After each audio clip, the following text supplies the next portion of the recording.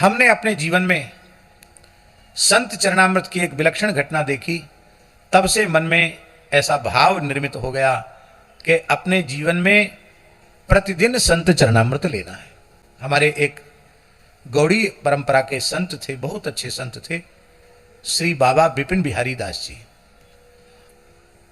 पहले बड़े अधिकारी रह चुके थे, पटना विधानसभा के मार्शल थे वो। बाद में सेवानिवृत्त होने के बाद उन्होंने चैतन्य कुटी के बड़े महाराज जी से विरक्त वेश ले लिया था। पुराना नाम श्री बलराम शर्मा जी था और बाद दूसरा परिवर्तित नाम फिर विपिन बिहारी दास जी हो गया। पर वो थोड़ी शान शौकत वाले ज़्यादा थे, बढ़िया मटका सिल्क बढ़िया पहनते थे, थोड़ी खुशबू वगैरह भी लगा लेते थे, गर्मियों में थोड़ा पाउडर भी लगा लेते थे, खूब शौक थे वस्त्र पहनने का शौक, बढ़िया चीज़ बनाकर ठाकुर जी को भोग लगा के पाने का और पवाने का शौक। माने जो तितिक्षा वाली जो बात है ना, वो सब उनके स्वरूप में नहीं दिखाई पड़ती थी। हम तो मन में अनुभव करते थे कि प्रच्छन्न भक्त पुंडरीक जैसे हैं ये हैं, बाकी बाहर से इनका परिवेश ऐसा है। थे बड़े भक्त।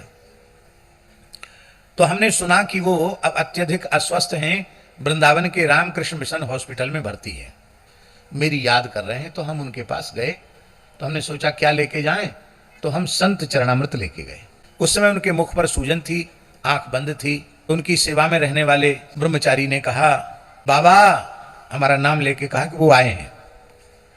तो उनके मुंह से निकला, आंख तो बंद थी, उनके मुंह से निकला, हमारे लिए क्या लाए हैं? तो मैंने कहा, संतों का चरणामृत लाया हूं महाराज जी। तो उन्होंने कहा, ऐसे मुंह खोला, आंख तो बंद थी उनकी, धीरे से मुंह खोला और मैंने संत चरणामृत उनके मुख में डाला। शरीर को देखकर लगता था कि अब ये ज्यादा समय तक रहेंगे नहीं, ऐसा लगता था।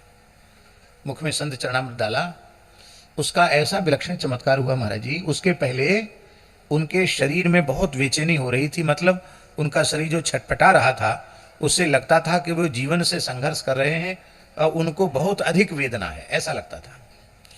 पर प्रत्यक्ष इन्हीं आंखों से देखी हुई घटना है, मैंने कोई सुनी हुई बात नहीं बता रहे हैं।